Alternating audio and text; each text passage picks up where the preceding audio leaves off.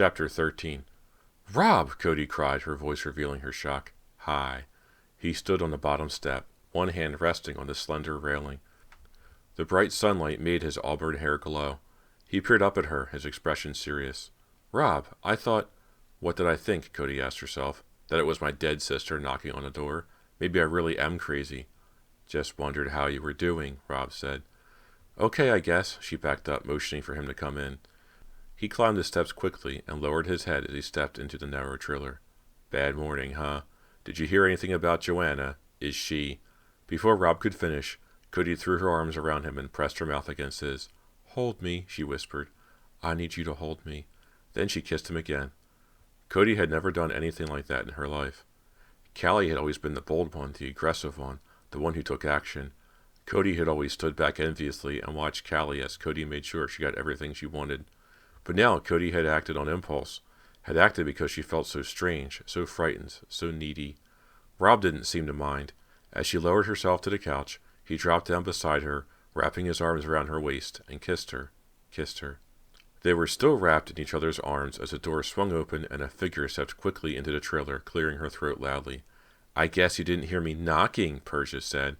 Cody pulled back from Rob with a start. Rob leaped to his feet, his mouth wide open. Persia laughed. "Well, Cody," she said coldly, "you certainly learned how to succeed in the movies." Rob glared at her angrily. "What's your problem, Persia? What do you want?" "Beau says we're breaking for the day. The girl died," Persia told them matter-of-factly. "The police are all over the place, investigating." "You mean Joanna?" Cody asked, swallowing hard. "I didn't know her name," Persia replied. "Anyway, your car is waiting if you want it. Ciao." She backed out of the trailer and closed the door. Cody turned back to Rob. "That's horrible news," she whispered, feeling it chill down her back as she shut her eyes and saw the camera ramming into Joanna's face again. I can't believe it." Rob wrapped his arms around Cody's waist and hugged her tight. When Cody arrived at 99 Fear Street the next morning, she knew immediately that things were not back to normal. 2 black and white police cars were parked at the bottom of the driveway, where the caterer's truck usually stood. There were no production workers scurrying around, preparing for a morning shoot. Warily, Cody entered the house and stepped into the living room. To her surprise, the room was filled with people. "There you are," Beau called to her. Dressed in his usual gray sweatshirt and baggy chinos, he stood in front of the mantel. He didn't smile. He motioned with his clipboard for Cody to join the others. Cody found Rob leaning against the back wall. She walked over to stand beside him. He gave her a solemn nod. "Beau called a meeting," he whispered. The room was quiet. People whispered to one another or sat staring at Beau. No one smiled or laughed. After a few more crew members found places on the floor in front of the couch, Beau cleared his throat loudly and stepped forward to speak. "As you all know, we have had a tragic accident," he began. "Is he staring at me?" Cody wondered, leaning close to Rob. It was hard to see Beau's eyes through the blue glasses. "Because of the strange nature of Joanna's death," Rob continued, "the local police—" He stopped and raised his eyes to the doorway. Cody turned to see a young man with long, dark hair and a dark mustache poke his head into the room. The man carried a red metal toolbox. "I'm going down to the basement now, Mr. Montgomery," the man told Beau. "Thank you," Beau replied, frowning at the interruption. Cody gasped loudly. She recognized the man. "Mr. Hankers!" she cried. He had already disappeared from the doorway. "That man is here to help us with our rat problem," Beau announced. "You mean my agent is down there?" Persia joked. A few people chuckled. Others murmured unhappily about the rats. "Mr. Hankers has assured me the problem will be dealt with quickly," Beau said. "But until he finishes his work, I'd advise all crew members to take care when going down there." "Are you okay?" Rob whispered to Cody, his features tight with concern. Cody nodded. I recognize that man," she explained. "He worked for us. We had a rat problem, too." Rob nodded. "No way I'm going down in the basement," he whispered. "I hate rats." Beau continued talking, holding his clipboard down at his side, gesturing with his free hand. But Cody didn't hear his words. She was thinking about Mr. Hankers. He had been the man her father had hired to deal with the rat problem 2 years earlier. How strange to see him again. How strange to see Mr. Hankers and Mrs. Nordstrom still working in the house 2 years later, as if time stood still. Aren't they afraid to come here? Cody wondered. After all that happened in this house, aren't they afraid to step inside? Is Callie still here too? Will I find her? Cody believed in ghosts. The rest of her family had always teased her about it, But after Callie's death, Cody wanted to believe even more than before. She wanted Callie's ghost to be in the house. She wanted to find Callie, to have one last talk with her. Cody wanted Callie to know that she had kept her promise. "Are you here, Callie?" Cody thought, gazing around the crowded, somber living room. "Are you here watching us? If you are, please let me know. Please?" The gentle hand on Cody's shoulder made her jump. Chapter 14. "How are you doing?" Beau asked. Then he saw her jump. "Sorry, Cody. Didn't mean to startle you." "I can't believe how tense she is," Beau thought. "Sorry, I was just thinking about things," Cody told him. Beau wanted to comfort Cody. He felt guilty about the way he had accused her the day before. He knew he had to calm her down so the picture could continue. "This picture will continue, no matter how many freak accidents slow things down," Beau vowed to himself. "We're all really upset," Beau told her. "I was watching you while I was talking. I got the feeling you didn't hear a word I said." He watched Cody blush and felt bad for her. She was having a rough time. "I think we'll all feel better when the police end their investigation and we begin shooting," Beau said to her and Rob. "I hope to start tomorrow morning." He clapped Rob on the back. "I want to do the attic scene first. You know, you and Cody get stuck in the green goo. You can read over the script today, since we're not shooting." "There isn't much to read," Rob replied. "Cody and I mainly do a lot of screaming." "I want to block it out first thing," Beau told him, scribbling a note on his clipboard. "I have some ideas for camera angles to make it more interesting." "Why are we shooting green goo in the attic, and why is Rob in the scene?" Cody asked, narrowing her eyes at Beau. "Actually, it was Callie and I. We were in the bathroom when the green goo came pouring out of the faucet." "I know," he told her, "but the bathroom is too cramped. The attic will be much more dramatic." "At least we'll be upstairs," Rob said, smiling. "As far away from the basement as possible." He shuddered. "I really hate rats." "Yeah, me too," Beau nodded agreement. "That's one reason I want to start in the attic. We'll be safe up there." "I like Rob," Beau found himself thinking. "Good attitude, good poise." He gazed at Cody through his blue lenses. "Maybe I should replace her now," he thought. "Maybe if I beg the studio, they'll let me talk to a real actress." He turned to say something else to Cody, but Persia stepped between them, her dark eyes flashing angrily. "Hey, Beau, how about a little quality time from me? After all, it was my stand-in who died. I mean, I just keep thinking, it could have been me." Beau felt like laughing in her face. Actors were all the same, he thought. So needy, so jealous of his attention. "Why, of course, Persia dear," he said softly. He put his arm around Persia's shoulders and led her away, talking soothingly to her. "Do you believe her?" Cody asked Rob, watching Beau lead Persia away. "Hey, I've lived in L.A. my whole life," Rob replied. "I believe her." Crew members huddled in small groups, talking about Joanna, the police investigation, and what it all meant for the movie. Cody saw the special effects guys heading up to the attic to prepare for the next day's shoot. "I rented a car," Rob told her, "a Mustang convertible. Since we're not working today, why don't we take it for a long drive?"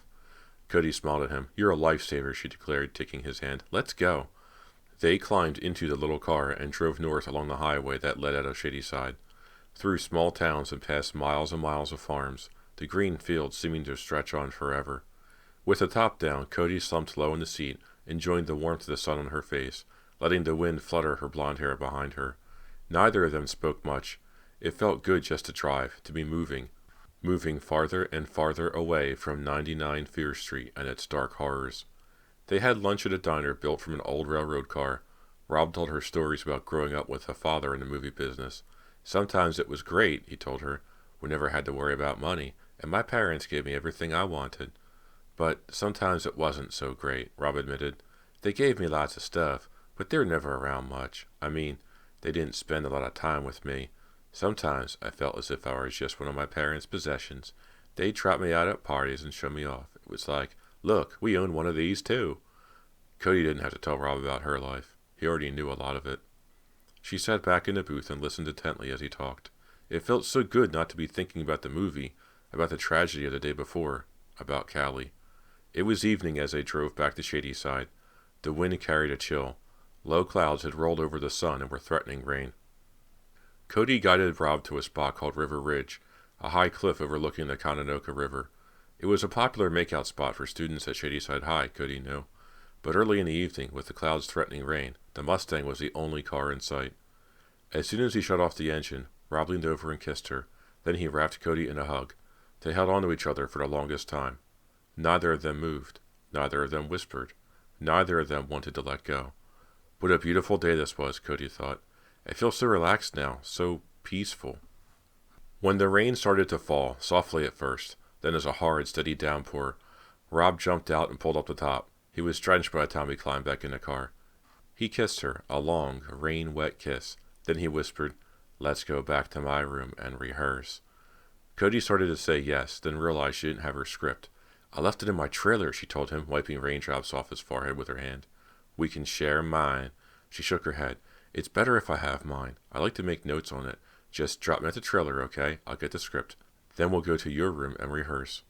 Rob obediently started the car, and they drove down along the river, through a nice-looking neighborhood of big houses and wide, well-cared-for lawns, past the high school, toward Fear Street. The rain came down harder as they turned onto Fear Street. The wind picked up, howling around the small car, making the old trees on both sides of them shiver and bend. In the headlights, the rain seemed to be blowing sideways. Rob slowed down when the movie company trailers came into view. The trailers were all dark, rainwater streaming down them. Cody glanced up at the house. It was dark, too, except for a flicker of light in the first-floor window. Probably the guard, she thought. "I'll be right out," Cody told Rob, reaching for the door handle. "Don't get wet," he joked. She leaped out of the car and ran, in the sharp light of the headlights, the few steps to her trailer. The rain instantly soaked through her t-shirt and felt cold and tingly in her hair. She struggled to open the trailer door. Stepping into the darkness, she shivered and wiped rainwater from her eyes and forehead. The door slammed behind her. The wind howled, making the trailer shake. Cody clicked on the overhead light. The script, there it was on a low leather couch. She bent to pick it up. The rain pounding on the metal trailer roof sounded like a steady roar of thunder. But over the drumming, she heard a knocking at the door. 3 taps. Rob? Why would Rob get out of the car? Was it just the wind? Holding the script away from her so she wouldn't get it wet, Cody listened. Tap, tap, tap. Silence. Then, tap, tap, tap. Not the wind. Not the patter of windswept rain against the door. Swallowing hard, Cody made her way to the door and pushed it open, and stared into the curtain of rain and the darkness. No one? No one there? Cody rolled up the script to keep it dry. She squinted into the hard rain, searching for the Mustang's headlights, and realized the light was gone. "Rob?" she called. Not loud enough, she realized, to be heard over the steady rumble of rain against the trailers, against the pavement. Where was the car? Had he pulled up ahead to park at the curb? She stepped out of the trailer, closing the door behind her. The wind blew her wet hair against her face.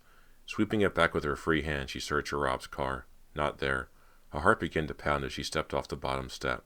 She felt cold water against her ankle, glanced down, and saw the deep puddle she had stepped in.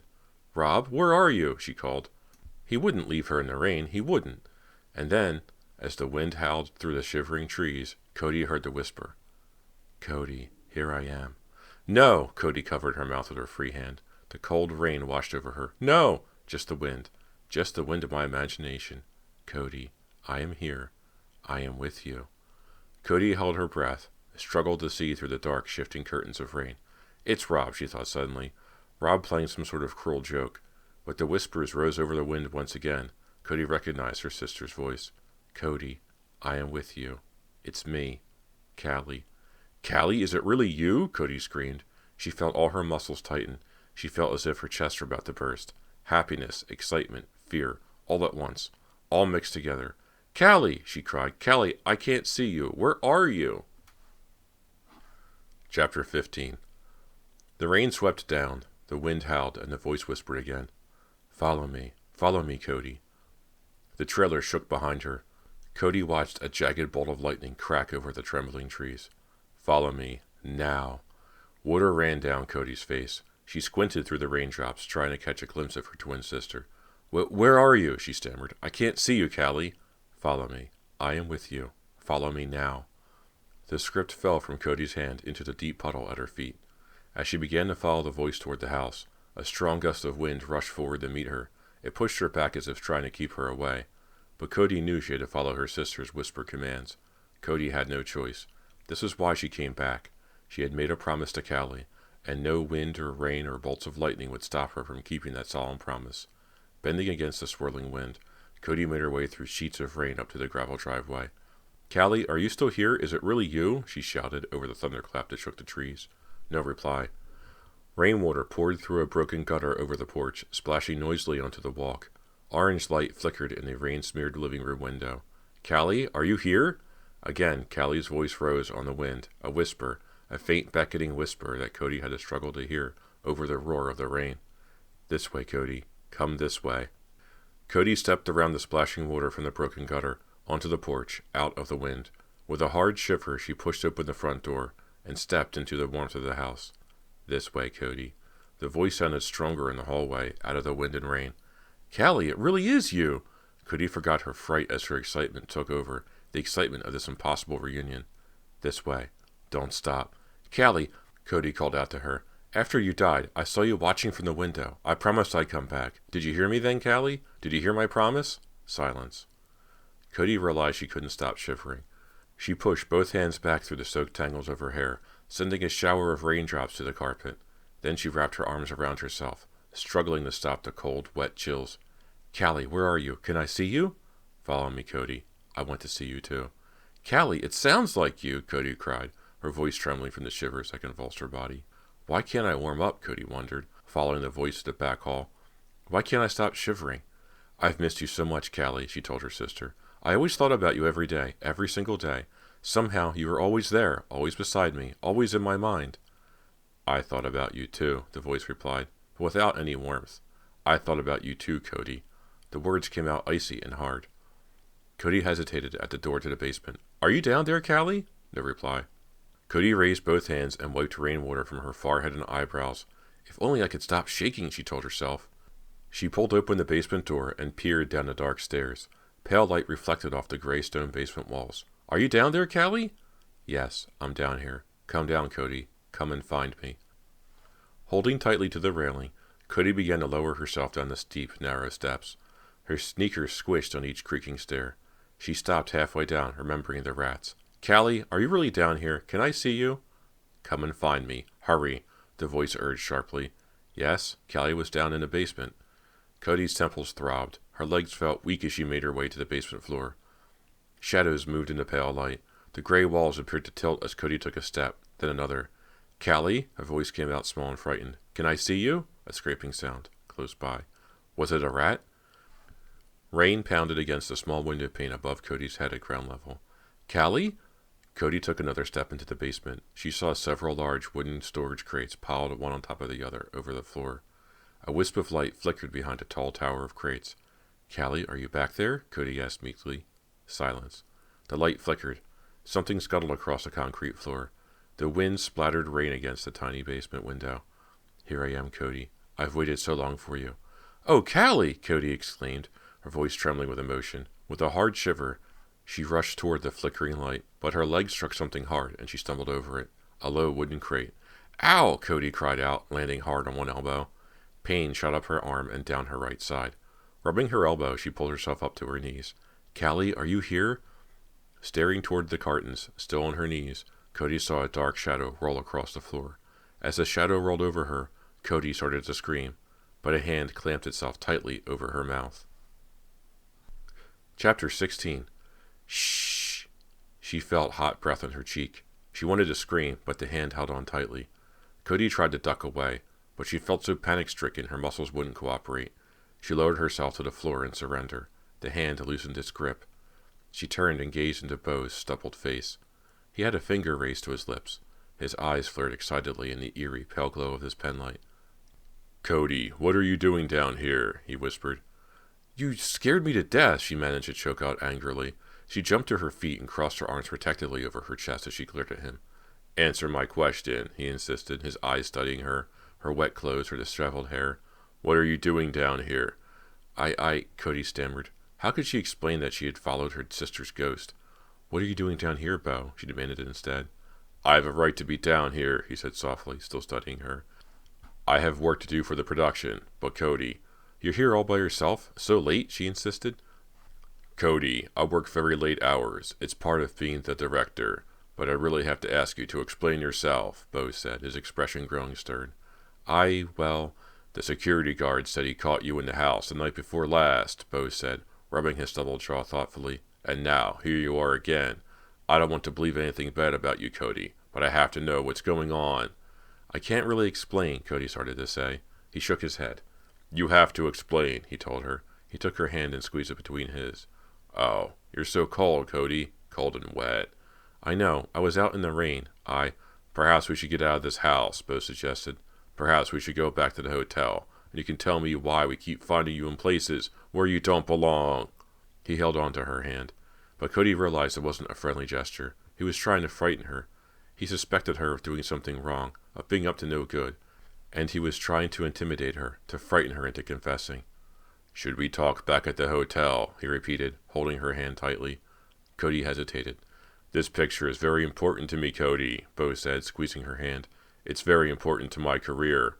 I won't let anything ruin it for me. Anything, or anyone. I'm a very understanding guy.